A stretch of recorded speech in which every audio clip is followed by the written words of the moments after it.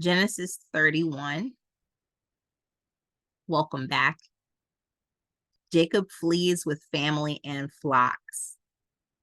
Now Jacob heard that the sons of Laban were saying, Jacob has taken all that was our father's. He has gained all this wealth from what belonged to our father. And Jacob saw that Laban did not regard him as favorable as he did before. Then the Lord said to Jacob, return to the land of your ancestors, to your kindred, and I will be with you. So apparently people were not happy with him, and the Lord was with him and told him to return to his ancestors, to the land of your ancestors. So Jacob sent and called Rachel and Leah to the field where his flock was, and said to them, I see that your father does not regard me as favorably as he did before, but the God of my father has been with me. You know that I have served your father with all my strength, yet your father has cheated me and changed my wages 10 times. But God did not permit him to harm me. If he said the speckled shall be your wages, then all the flock bore speckled. And if he said the striped shall be your wages, then all the flock bore striped. I see what happened. Thus God has taken away the livestock of your father and given them to me. Wow. During the mating of the flock, I once had a dream in which I looked up and saw that the male goats that leaped upon the flock were striped, speckled, and mottled. Then the angel of God said to me in the dream, Jacob. And I said, here I am. And he said, look up and see that all the goats that leap on the flock are striped, speckled, and mottled. For I have seen all that Laban is doing to you. I am the God of Bethel.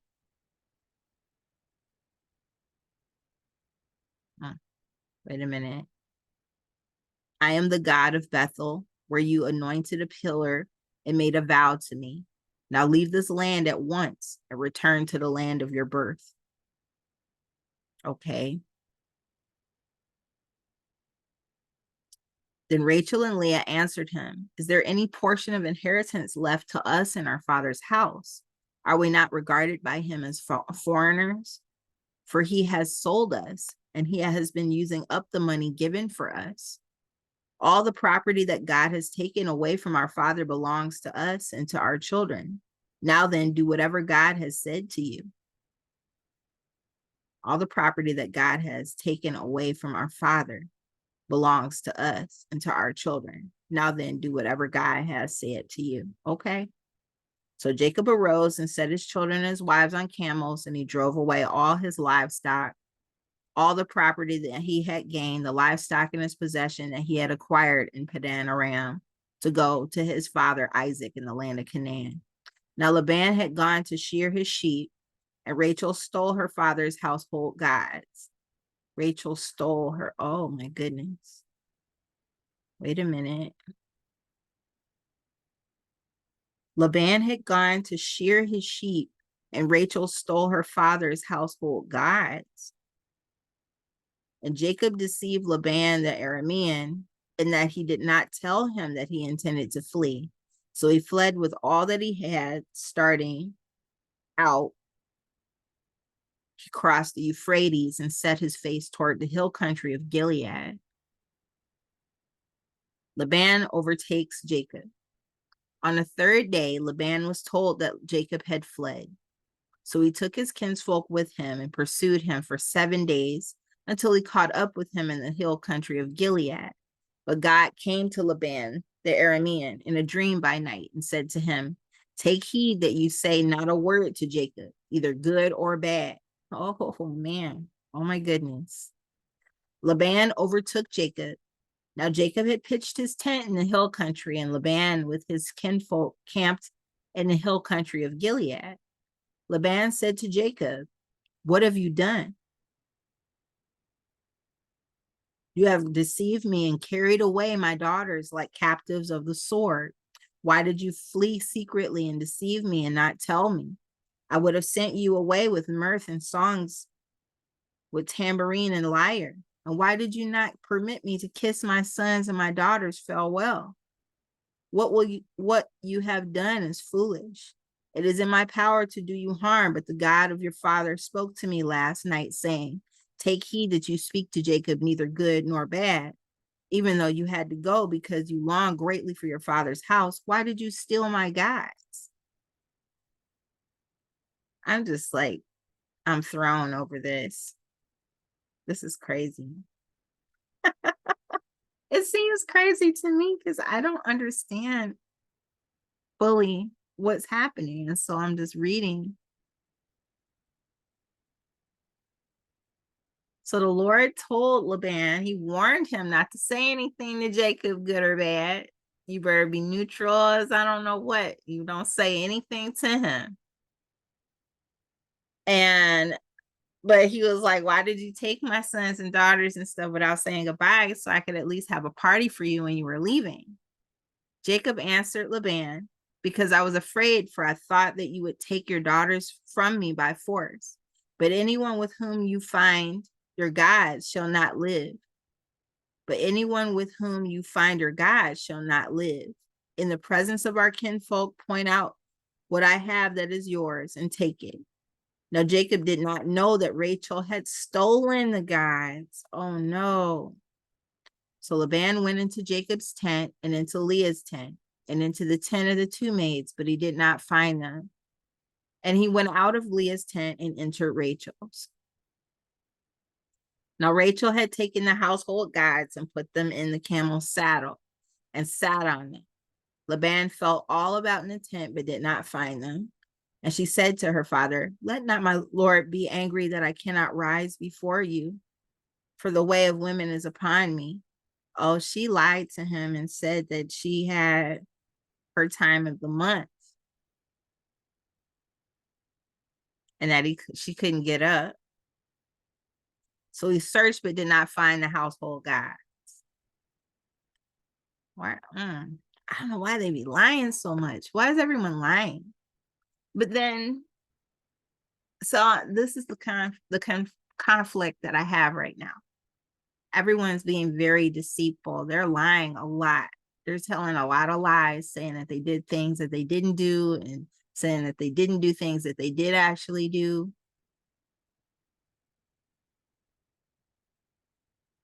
But they're doing that to Rachel stole the gods of her father. Okay. All right. I'm trying to understand it. I'm trying to wrap my mind around it. Then Jacob became angry and upbraided Laban. Jacob became angry and upbraided Laban. What does upbraided mean? Let's look at that. What does upbraided mean?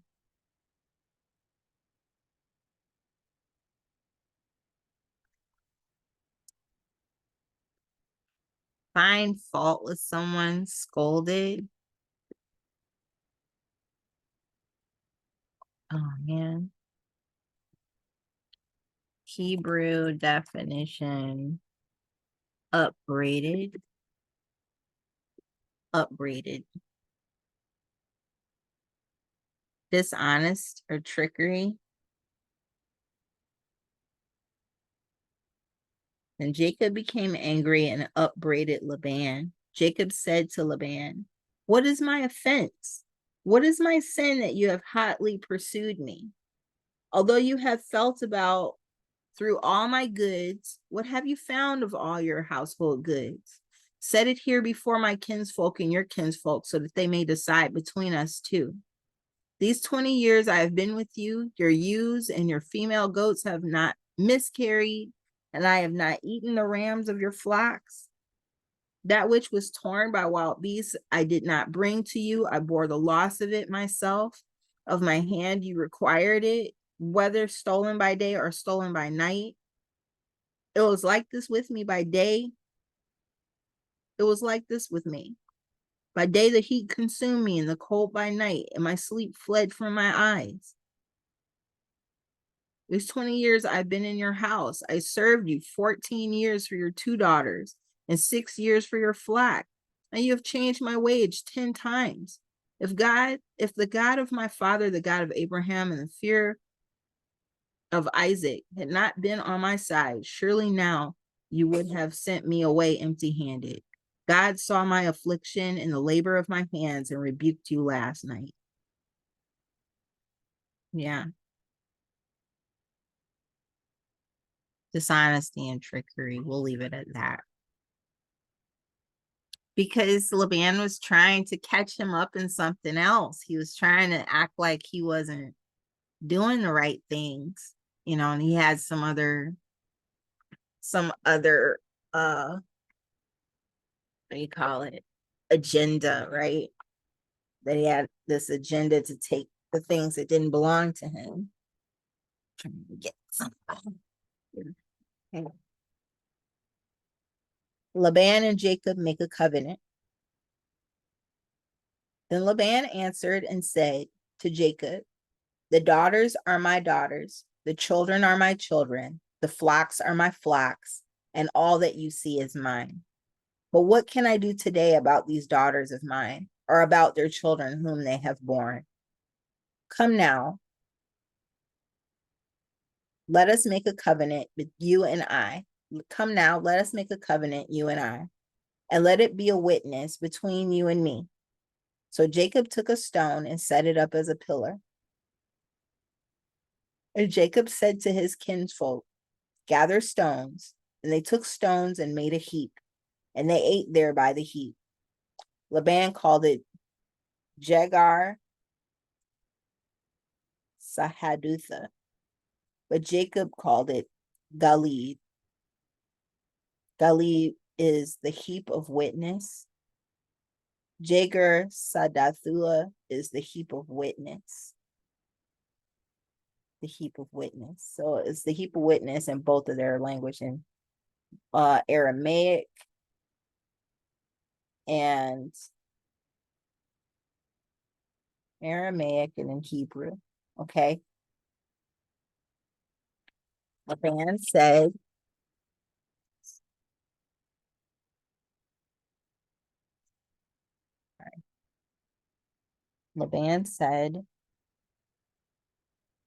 this heap is a witness between you and me today. Therefore, he called it Galid, and the pillar Mizpah, the watch post.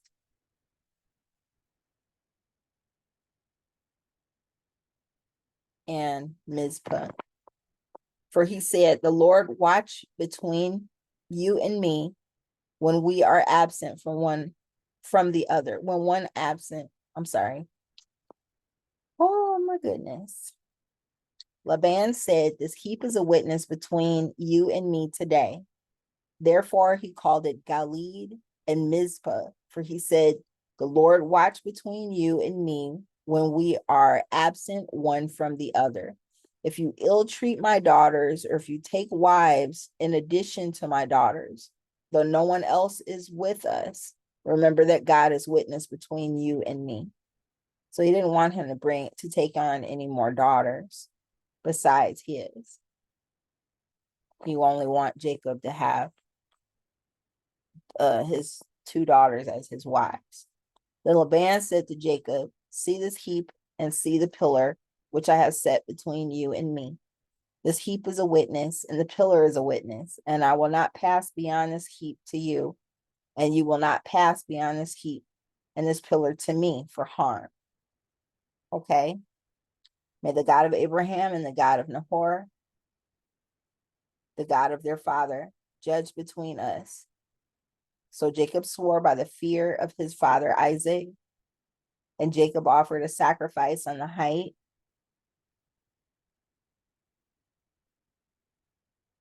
And called his kinsfolk to eat bread, and they ate bread and tarried all night in the hill country. Early in the morning, Laban rose up and kissed his grandchildren and his daughters and blessed them, and he departed and returned home. Okay. Jacob went on his way, and the angels of God met him. And when Jacob saw them, he said, this is God's camp. God's camp. This is God's camp. So he called that place Mahanaim, 2 camps. Jacob sends presents to appease Esau. It's been a long time now. He got his birthright. He stayed in another country for 20 years. He had children and grandchildren. Jacob sends presents to appease Esau. Jacob sent messengers before him to his brother Esau in the land of Seir, the country of Edom. Jacob sent messengers before him to his brother Esau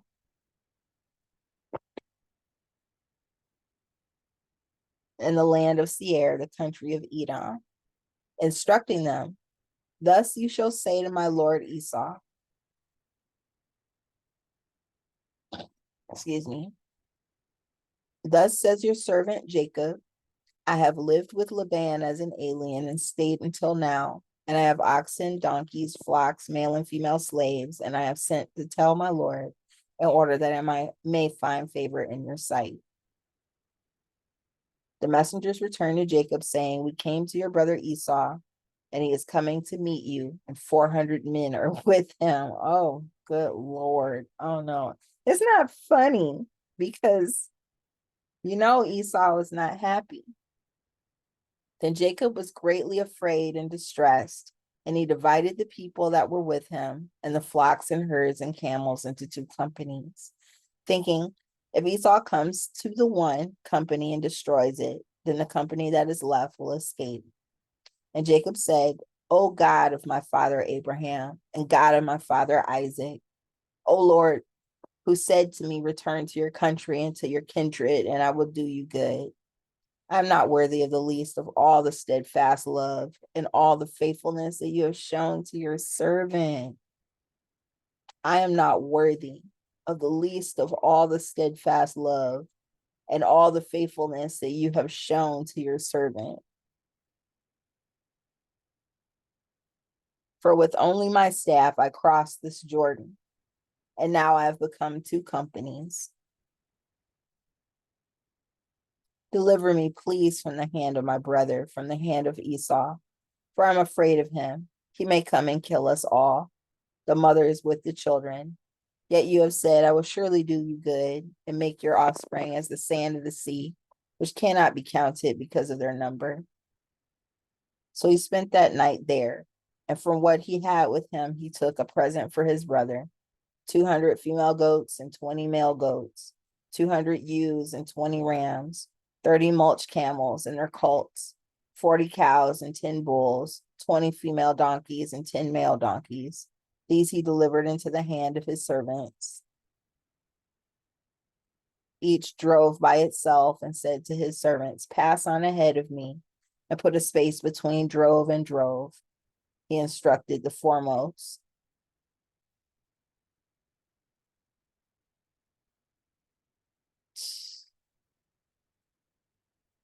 He instructed the foremost. "When Esau, my brother, meets you and asks you, 'To whom do you belong?'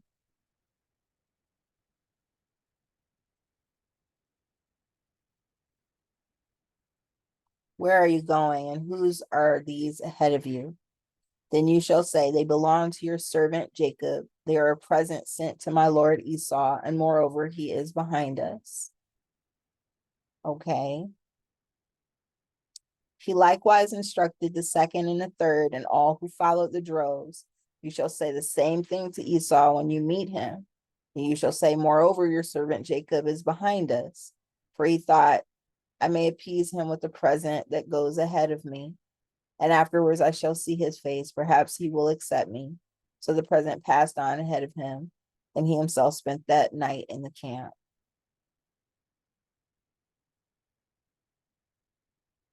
Jacob wrestles at Peniel, Peniel, Peniel. The same night he got up and took his 2 wives, his 2 maids, and his 11 children, and crossed the ford of the Jabbok. He took them and sent them across the stream, and likewise everything that he had. Jacob was left alone, and a man wrestled with him until daybreak. What? The same night he got up and took his 2 wives, his 2 maids, and his 11 children and crossed the ford of the Jabbok. He took them and sent them across the stream, and likewise everything that he had. So it was just him by himself. Jacob was left alone, and a man wrestled with him until daybreak. Who is this man? Where did he come from? When the man saw that he did not prevail against Jacob, he struck him on the hip socket, and Jacob's hip was put out of joint as he wrestled with him. Then he said, "Let me go, for the day is breaking." But Jacob said, "I will not let you go unless you bless me." So he said to him, "What is your name?" And he said, "Jacob." Then the man said, "You shall no longer be called Jacob, but Israel, for you have striven with God and with humans and have prevailed." Oh.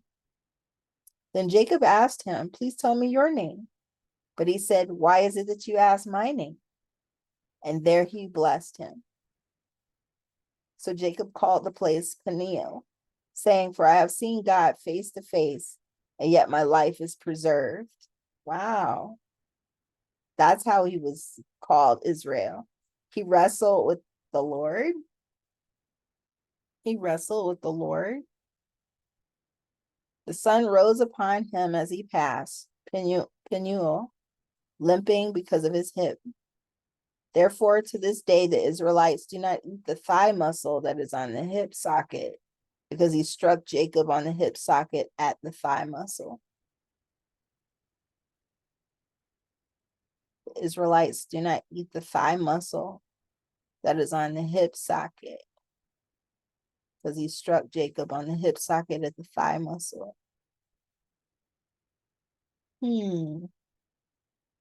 Interesting.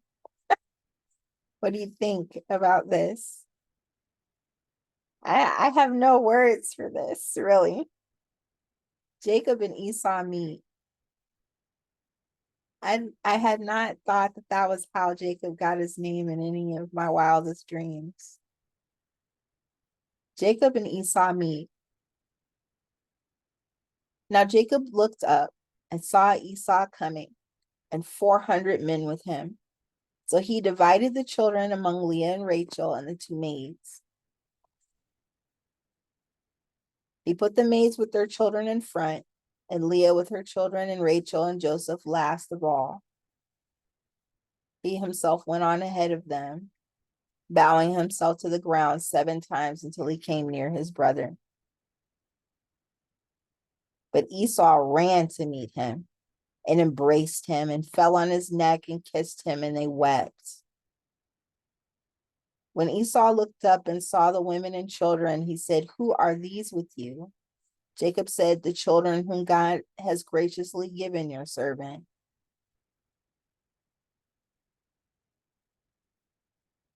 Then the maids drew near, they and their children, and bowed down. Leah likewise and her children drew near and bowed down. And finally, Joseph and Rachel drew near and they bowed down. Esau said, "What do you mean by all this company that I met?" Jacob answered, "To find favor with my Lord." But Esau said, "I have enough, my brother. Keep what you have for yourself." Jacob said, "No, please. If I find favor with you, then accept my present from my hand. For truly to see your face is like seeing the face of God.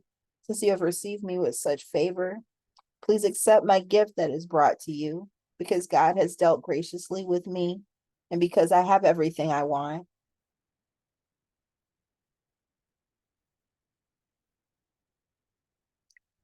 Don't make me cry like that. It reminds me of me and my brother. Me and my brother, there was anger between us, and now there's none.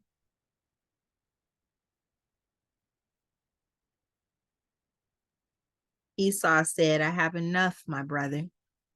Keep what you have for yourself." Jacob said, "No, please. If I find favor with you, then accept my present from my hand. For truly I see your face is like, for truly to see your face is like seeing the face of God, since you have received me with such favor. Please accept my gift that is brought to you because God has dealt graciously with me and because I have everything I want. So he urged him, and Esau took it.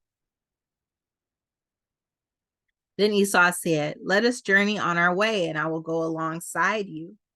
But Jacob said to him, my Lord knows that the children are frail, and the flocks and herds which are nursing are a care to me.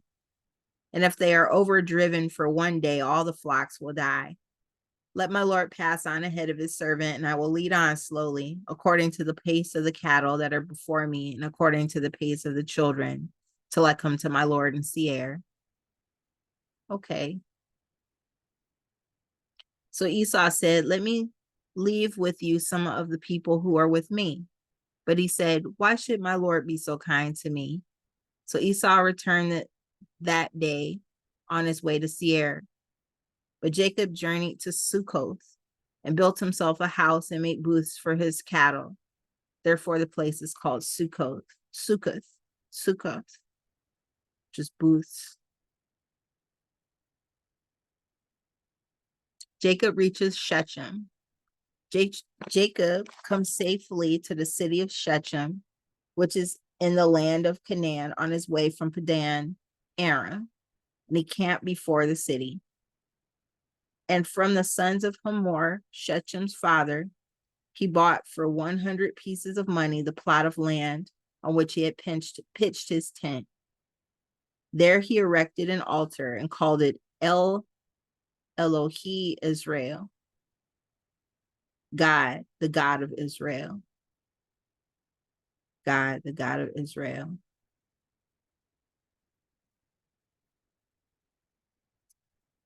The rape of Dinah.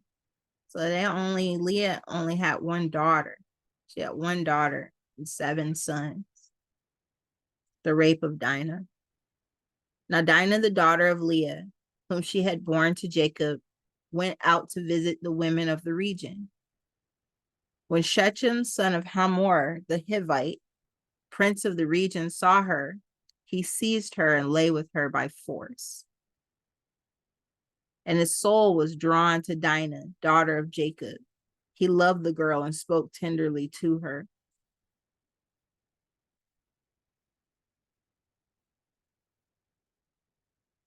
I mean, but he raped her, and then he fell in love with her after he raped her.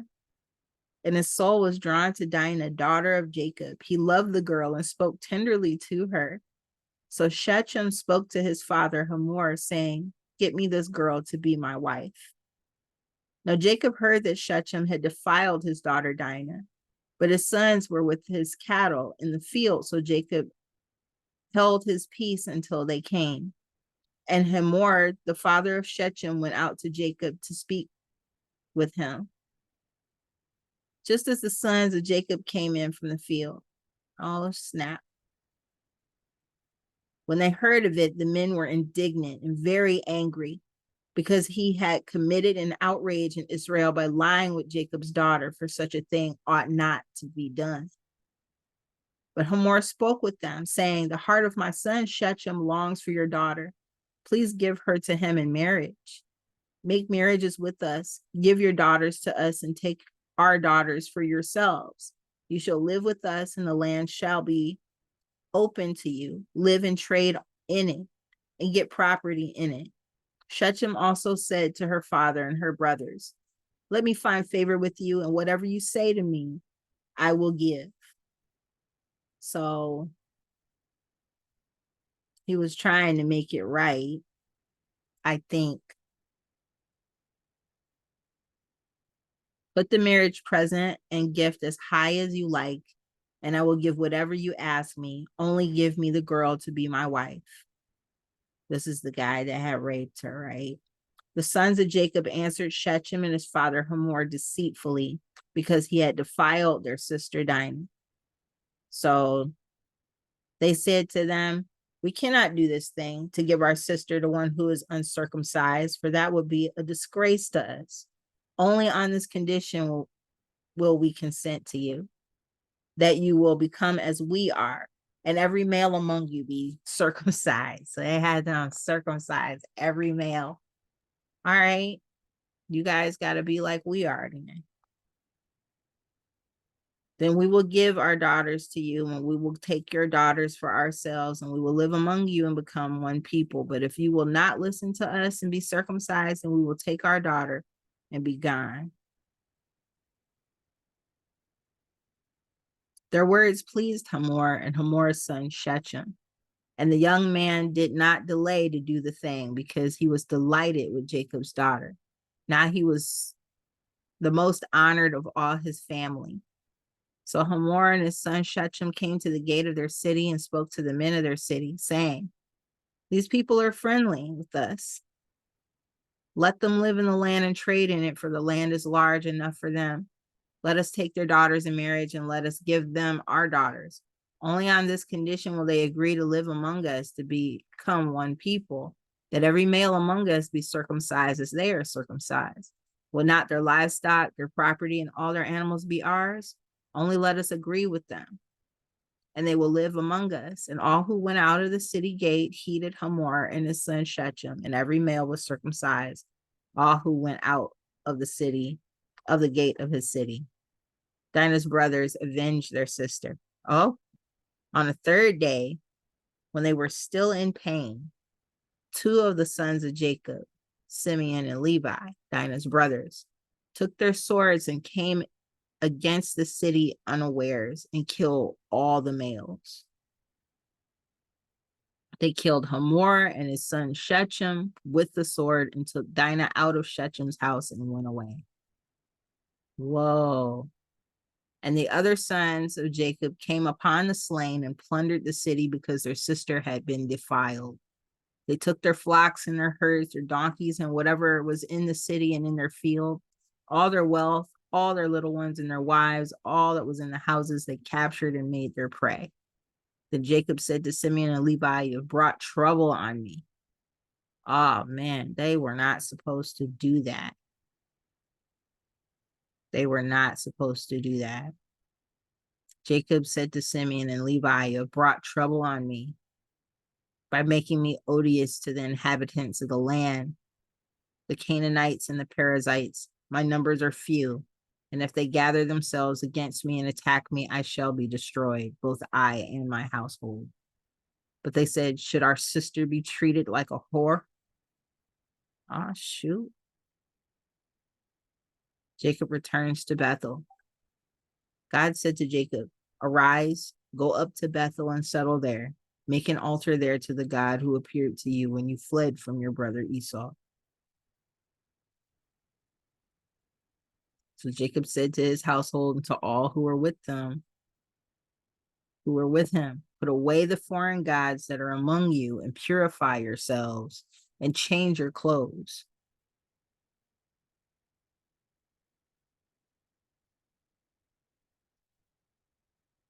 And change your clothes.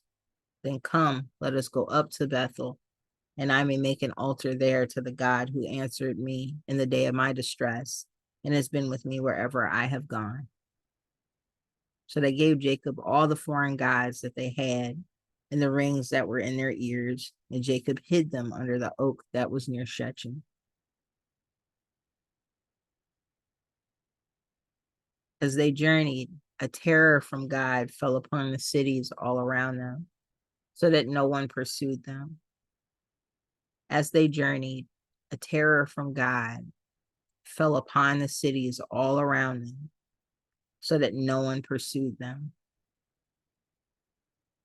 Jacob came to Luz, that is Bethel, which is in the land of Canaan, he and all the people who were with him. And there he built an altar and called the place El Bethel, God of Bethel, because it was there that God had revealed himself to him when he fled from his brother. And Deborah, Rebekah's nurse, died, and she was buried under an oak below Bethel. So it was called Alon Bakuth, the Oak of Weeping. Oh, Rebecca's nurse died. God appeared to Jacob again when he came to Padan Aram, and he blessed him. God said to him, your name is Jacob no longer. Your name is Jacob. No longer shall you be called Jacob, but Israel shall be your name. So he was called Israel. God said to him, I am God Almighty. Be fruitful and multiply. A nation and a company of nations shall come from you, and kings shall spring from you. The land that I gave to Abraham and Isaac, I will give to you, and I will give the land to your offspring after you.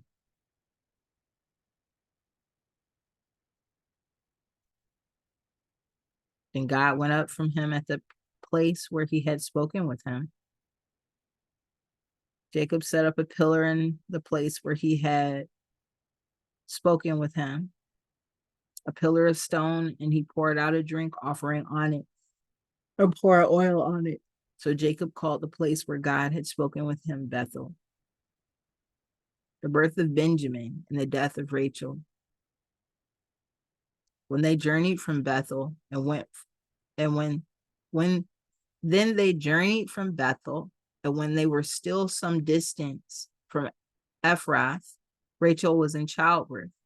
She had hard labor, and she had hard labor. When she was in her hard labor, the midwife said to her, do not be afraid, for now you will have another son. As her soul was departing, for she died, she named him Ben-Oni, son of my sorrow. But his father called him Benjamin, son of the right hand, son of the south. So Rachel died. She named him Ben-Oni, but he named him Benjamin. So Rachel died, and she was buried on the way to Ephrath, that is Bethlehem. Rachel was buried in Bethlehem. And Jacob set up a pillar at her grave. It is the pillar of Rachel's tomb, which is there to this day. Israel journeyed on and pitched his tent beyond the Tower of Eder. While Israel lived in that land, Reuben went and lay with Bilhah, his father's concubine, and Israel heard of it. Oh no.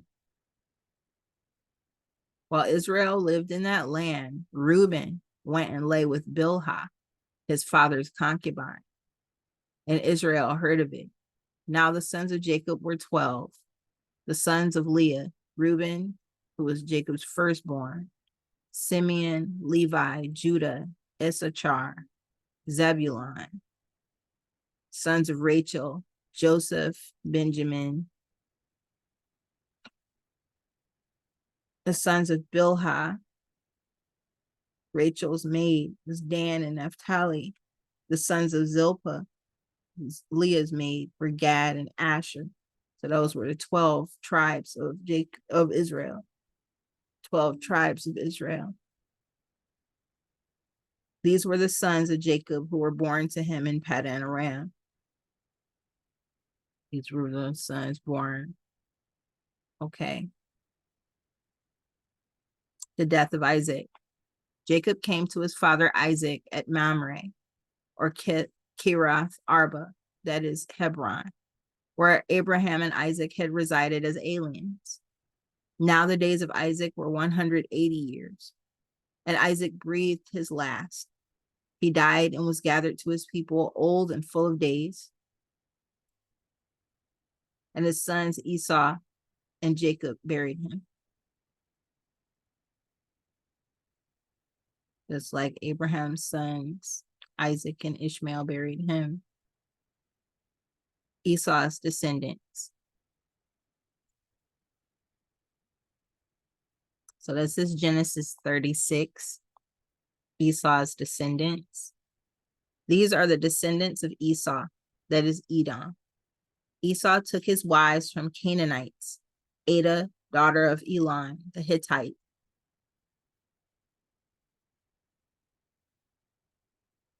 Oholibamah, daughter of Anna, son of Zibeon, the Hivite.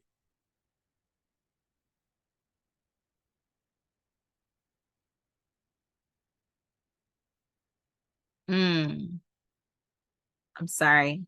I don't want to get all of my thoughts, ramblings involved in this. So these are the descendants of Esau, that is Edom.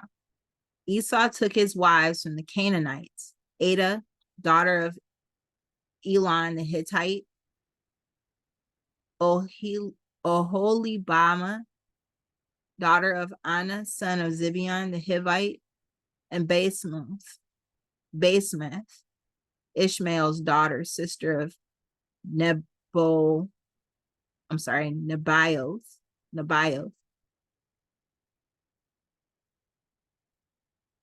Ada bore Eliphaz to Esau.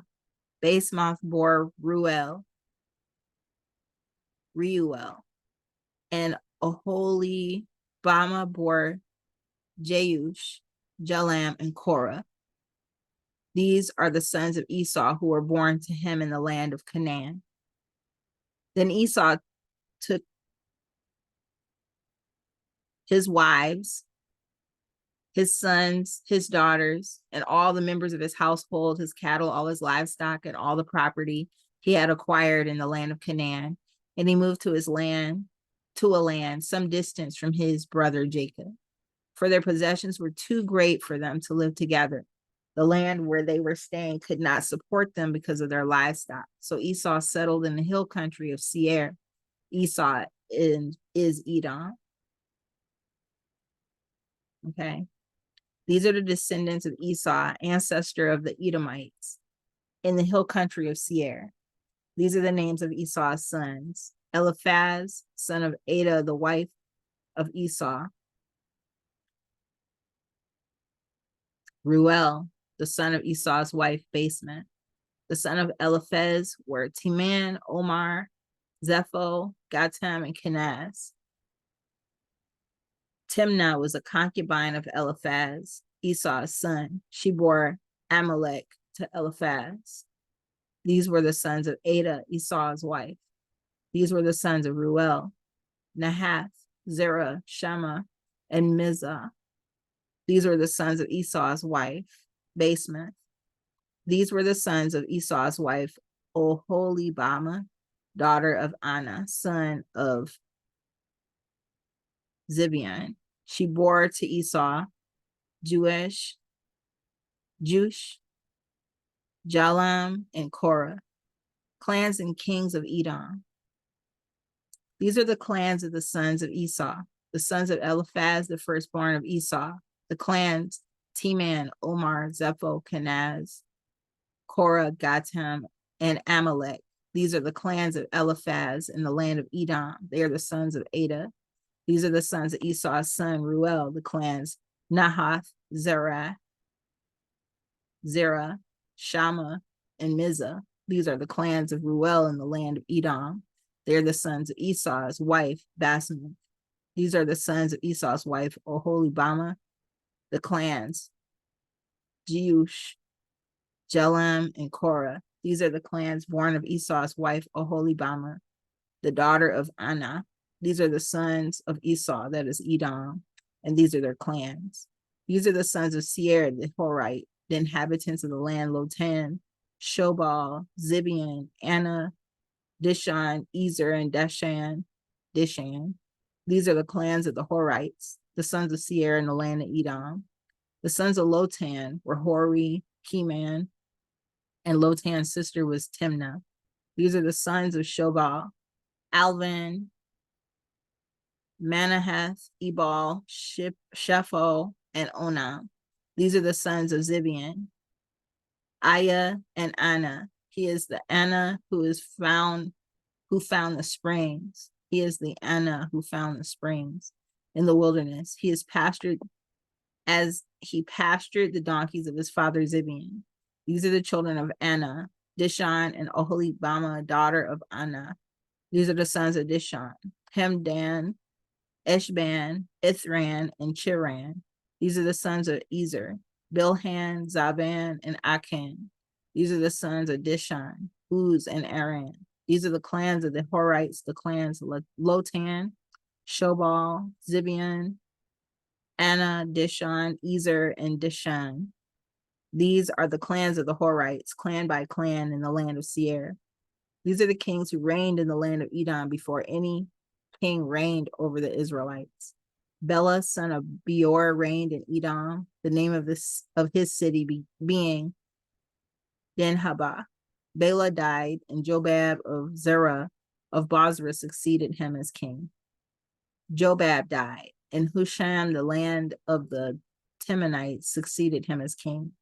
Husham died, and Hadad, son of Bedad, who defeated Midian in the country of Moab, succeeded him as king, the name of his city being Avith. Hadad died, and Samlah of Masrekah succeeded him as king. Samlah died, and Shaul of Rehoboth on the Euphrates succeeded him as king. Shaul died, and Baal-Hanan, son of Achbor, succeeded him as king. Baal-Hanan, son of Achbor, died, and Hadar succeeded him as king, the name of his city being Pau. His wife's name was Mehetabel, the daughter of Matred, daughter of Mezaheb. These are the names of the clans of Esau according to their families and their localities by their names. The clans: Timnah, Alva, Jeheth, Oholibama, Elah, Pinon, Kenaz, Timan, Mibzar, Magdiel, and Aram. These are the clans of Edom, that is Esau, the father of Edom, according to their settlements in the land that they held.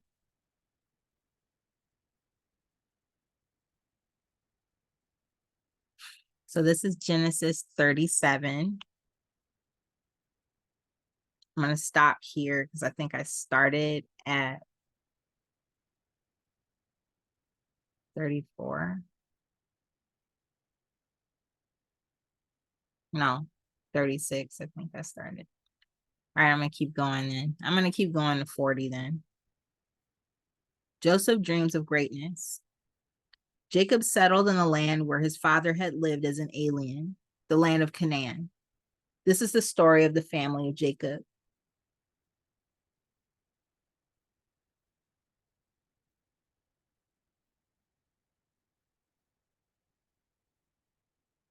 This is the story of the family of Jacob. Joseph, being 17 years old, was shepherding the flock with his brothers. He was a helper to the sons of Bilhah and Zilpah, his father's wives. Okay, hold on a sec. Jacob settled in the land where his father had lived as an alien, the land of Canaan. So that's where Isaac lived. This is the story of the family of Jacob. So after they came back from his mother Rebekah's brother's land, Laban's land, he came back to Isaac's land and where he lived as an alien in Canaan. So Joseph, being 17 years old, Joseph was the son of Rebekah, I believe her last son. Joseph, being 17 years old, was shepherding the flock with his brothers. He was helper to the sons of Bilhah and Zilpah, his father's wives. And Joseph brought a bad report of them to their father. Oh no. So Joseph told on Bilhah and Zilpah's sons and brought a bad report about them to Jacob. So, who is now Israel. So Israel loved Joseph more than any other of his children because he was the son of his old age, and he had made him a long robe with sleeves. But when his brothers saw that their father loved him more than all his brothers, they hated him and could not speak peaceably to him.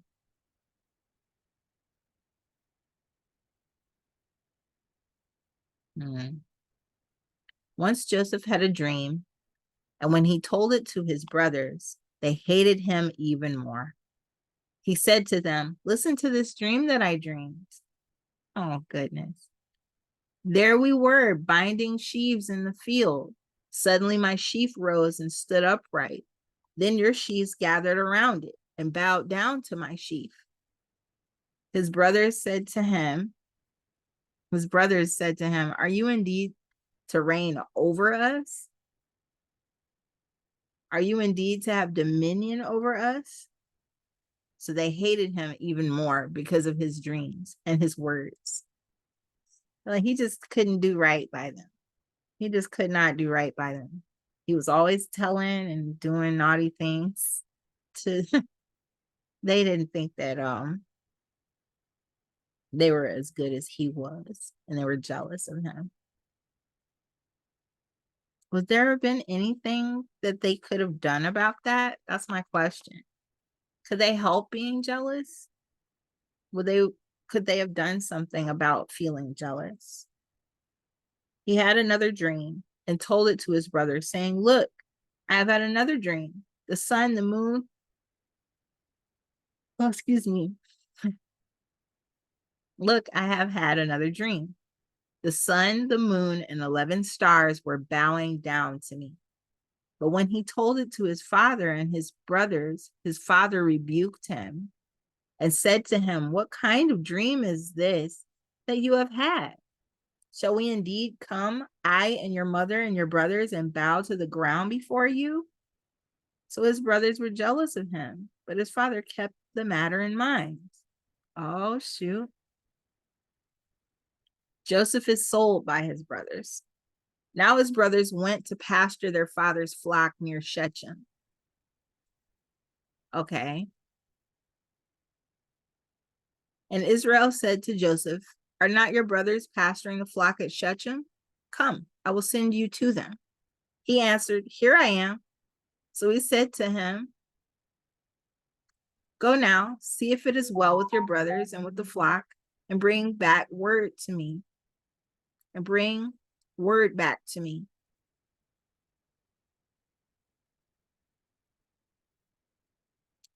Go now, see if it is well with your brothers and with the flock, and bring word back to me.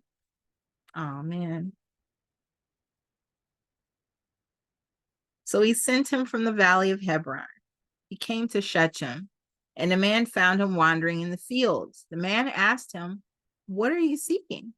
"I'm seeking my brothers," he said. "Tell me, please, where they are pasturing the flock." The man said, "They have gone away, for I heard them say, 'Let us go to Dothan.'" So Joseph went after his brothers and found them in Dothan. They saw him from a distance, and before he came near to them, they conspired to kill him. They said to one another, "Here comes the dreamer.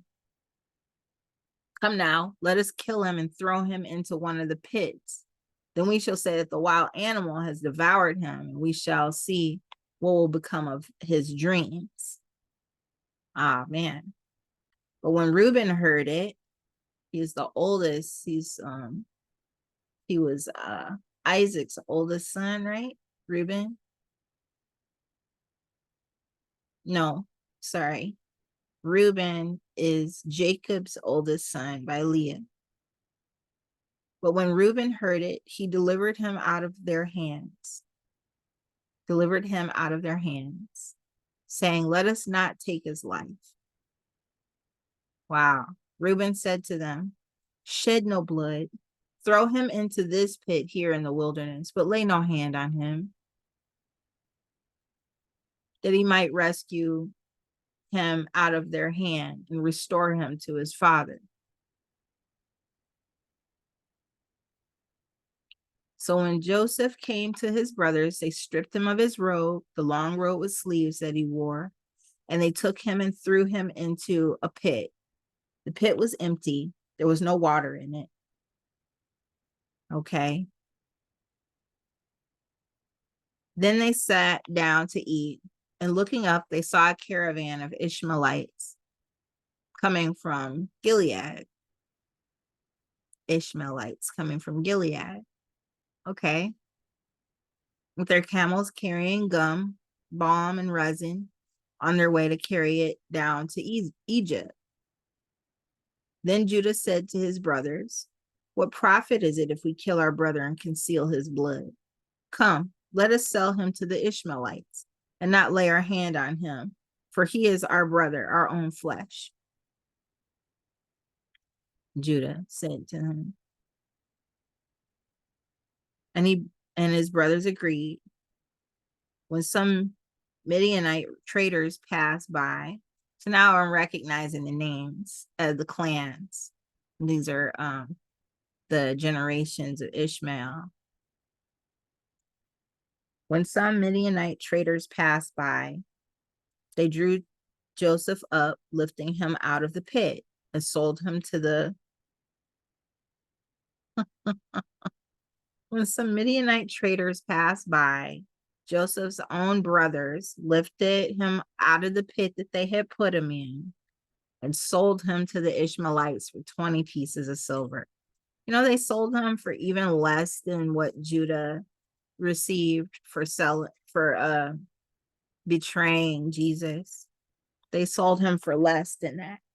They sold Jesus for 30. Judah took 30 pieces of silver for betraying Jesus. And Joseph's brothers paid 20 pieces to the Ishmaelites of silver, 20 pieces of silver for their brother. They took Joseph to Egypt. When Reuben returned to the pit and saw that Joseph was not in the pit, he tore his clothes.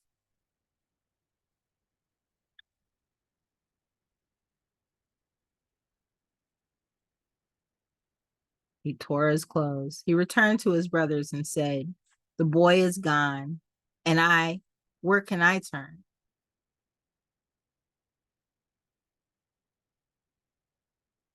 Then they took Joseph's robe, slaughtered a goat, and dipped the robe in the blood. They had the long robe with sleeves taken to their father, and they said, "This we have found. See now whether it is your son's robe or not." He recognized it and said, "It is my son's robe. A wild animal has devoured him." Joseph is without doubt torn to pieces. Then Jacob tore his garments and put sackcloth on his loins and mourned for his son many days. All his sons and all his daughters sought to comfort him, but he refused to be comforted and said, "No, I shall go down to Sheol to my son mourning." Thus his father bewailed him. Meanwhile, the Midianites had sold him in Egypt to Potiphar, one of Pharaoh's officials, the captain of the guard. Judah at Tamar. It happened at that time.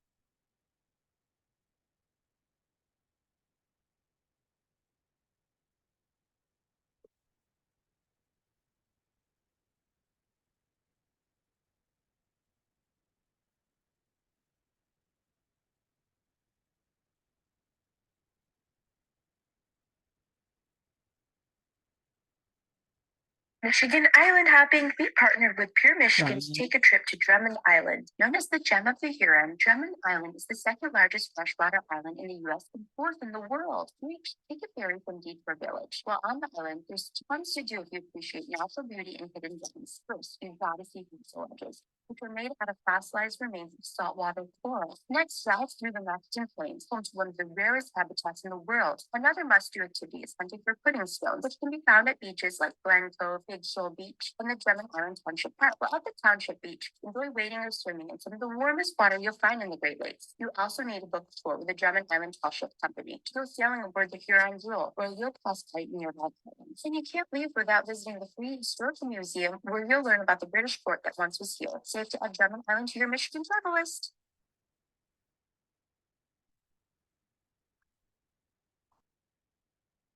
That's pretty cool.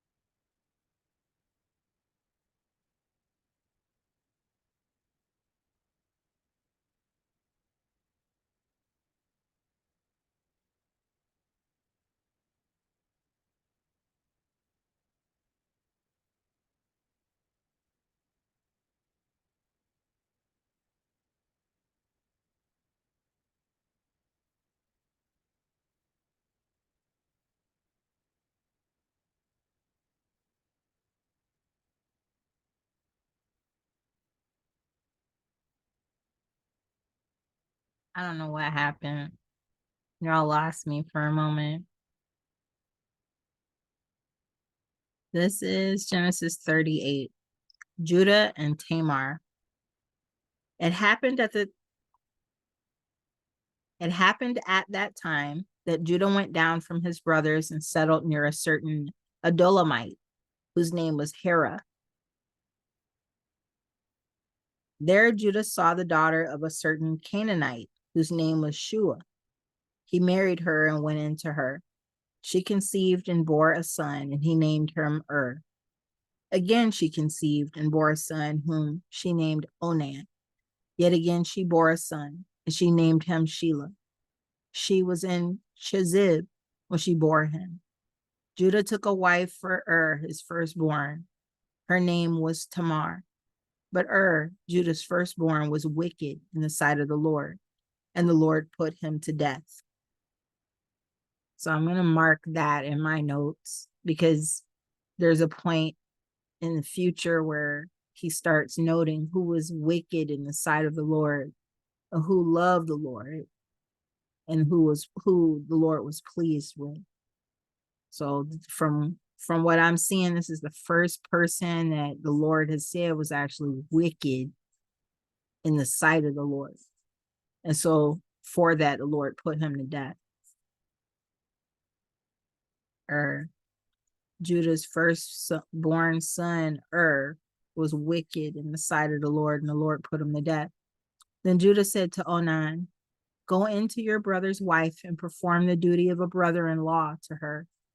Raise up offspring for your brother." But since Onan knew that the offspring would not be his, he spilled his semen on the ground whenever he went into his brother's wife, so that he would not give offspring to his brother. Wow. What he did was displeasing in the sight of the Lord, and he put him to death also. Wow. Then Judah said to his daughter-in-law Tamar,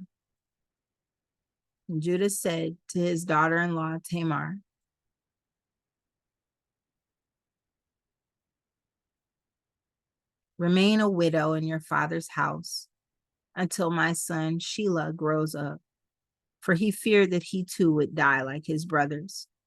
So Tamar went to live in her father's house. Oh, goodness. He didn't want to lose another son to wickedness. In course of time, the wife of Judah, Shua's daughter, died. When Judah's time of mourning was over, he went up to Timnah to his sheep herders, he and his friend Hira the Adulamite.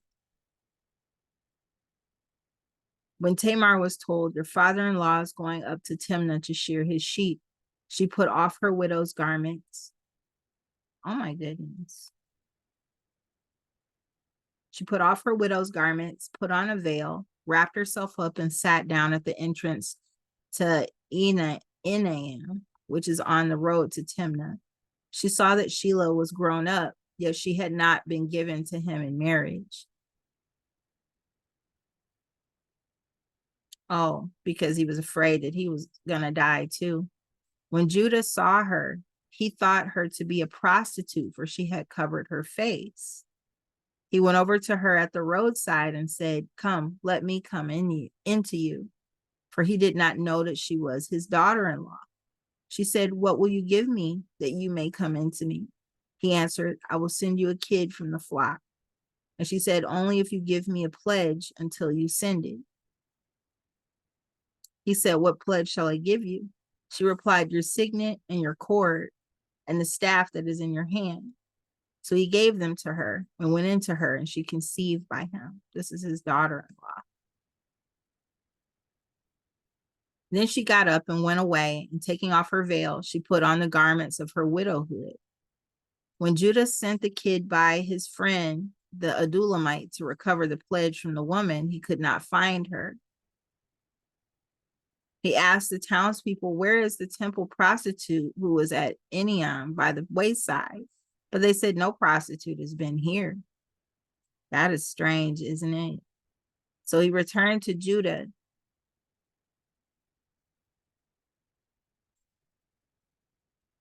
But this was Judah, the son of Jacob, right? The son of Jacob. Yeah, the brother of Joseph. When she got up and went away, and taking off her veil, she put on the garments of her widowhood. He was trying to find this prostitute, and they couldn't find her. Let her keep the things as her own, otherwise we will be laughed at. You see, I sent this kid, and you could not find her.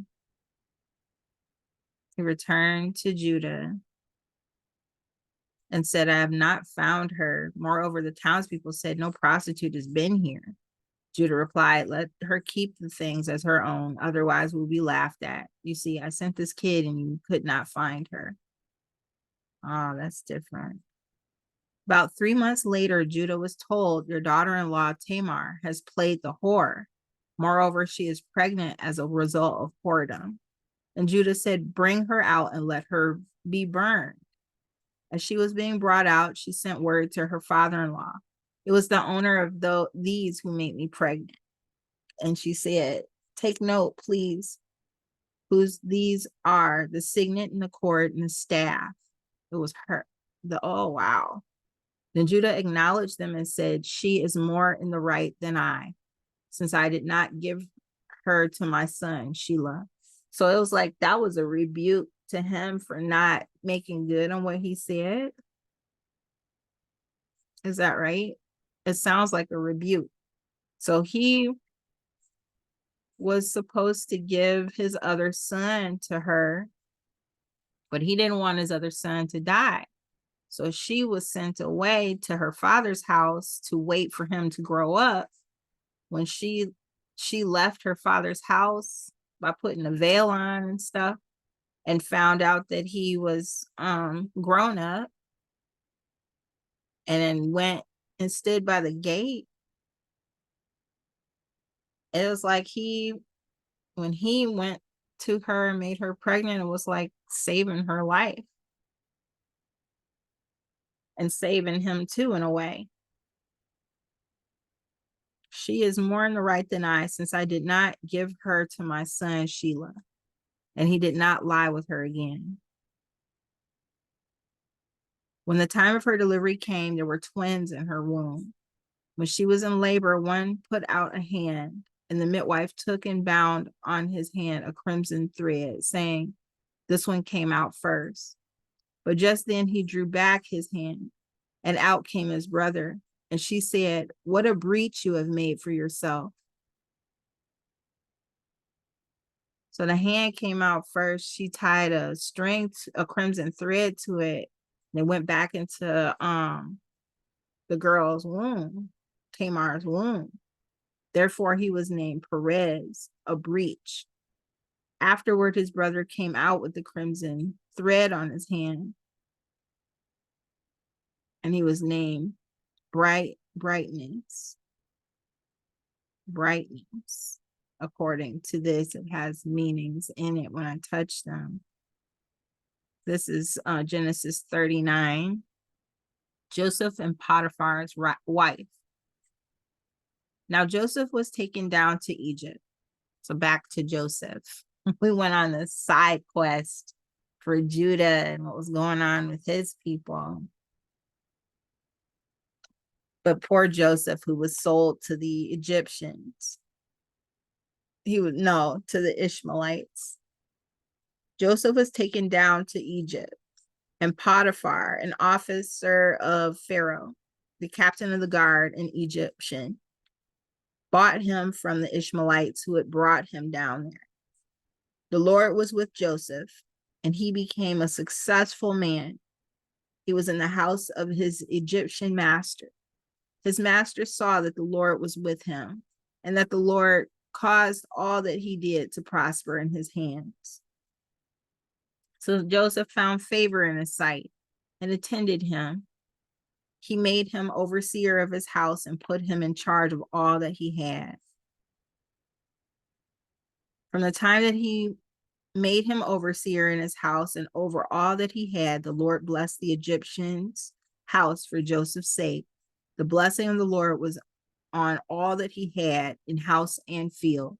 So he left all that he had in Joseph's charge, and with him there, he had no concern for anything but the food that he ate. So he left all he had in Joseph's charge, and with him there, he had no concern for anything but the food that he ate. Now Joseph was handsome and good looking. And after a time, his master's wife cast her eyes on Joseph and said, "Lie with me." But he refused.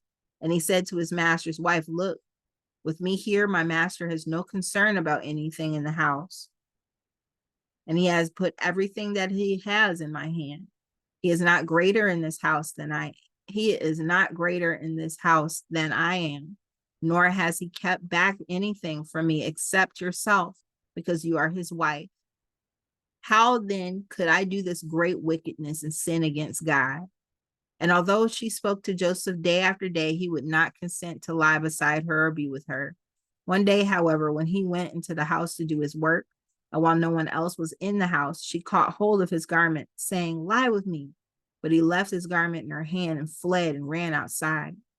When she saw that he had left his garment in her hand and fled outside, she called out to the members of her household and said to him, "See, my husband has brought among us a Hebrew to insult us. He came in to me to lie with me, and I cried out with a loud voice. And when he heard me raise my voice and cry out, he left his garment beside me and fled outside." Then she kept his garment by her until his master came home. And she told him the same story, saying, "The Hebrew servant whom you have brought among us came in to me to insult me. But as soon as I raised my voice and cried out, he left his garment beside me and fled outside." When his master heard the words that his wife spoke to him, saying, "This is the way your servant treated me," he became enraged. And Joseph's master took him and put him in the prison, the place where the king's prisoners were confined. He remained there in prison. But the Lord was with Joseph and showed him steadfast love. He gave him favor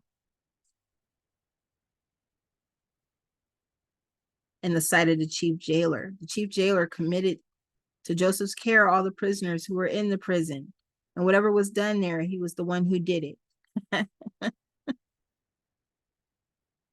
The chief jailer paid no heed to anything that was in Joseph's care, because the Lord was with him, and whatever he did, the Lord made it prosper. So this is Genesis 40. I'm going to stop here. We've read quite a bit. Thank you for being here with me. Wow, it's getting pretty exciting now. Not that it wasn't before, it was pretty exciting before, and now it's getting even more exciting because Joseph's now in prison and he's like running the prison. The chief of the guards and stuff just trusted Joseph with all the prisoners and everything, and Joseph was always showered in the favor of the Lord. So no matter what was happening to him, I noticed that he never complained about anything. He wasn't like freaking out, like, why is this happening to me? I thought I had the favor of the Lord. It just shows me, the humility, what is expected in humility from me, what is expected in humility from many people. I notice how people, when Dinah was raped, it wasn't about Dinah getting revenge. Dinah wasn't doing anything. She went to her brothers, and her brothers wanted revenge. It was her brothers that did these things. But then even then, like, her brothers didn't do right by her. Her brothers went and killed all those men that had circumcised themselves. And like they had their own opinions, but they didn't let their father handle it. You know what I'm saying? So it was just very, very interesting, thinking about how in my own family there was I had three brothers, two other older brothers and a younger brother, and I had my father. But it was like, people would be afraid of them, but I didn't understand someone else's fear of my brothers, because they never really stood up for me the way I thought that should look. but I didn't know anything. I didn't know anything. Nobody taught me anything. You know, I feel like there's a concern or fear, you know, when it comes to teaching your kids. You need to be able to teach your kids your principles, teach them. And if they do wrong, then at least you've taught them. But if they've not been taught anything and then they do wrong, it's like they were set up to do wrong. They were never given what they needed to have to do right. You know, I wanted to be equipped for what I needed to do right. And I feel like, you know, I just didn't know how my family was going to, I expected my family to bridge that gap. And, but I didn't know to accept what it was I was being given by my family either. I didn't accept what I was given. I rebelled against it because I didn't understand it, you know. Wow. Okay. That's it for today. And I will read Genesis 40 next time. See you soon.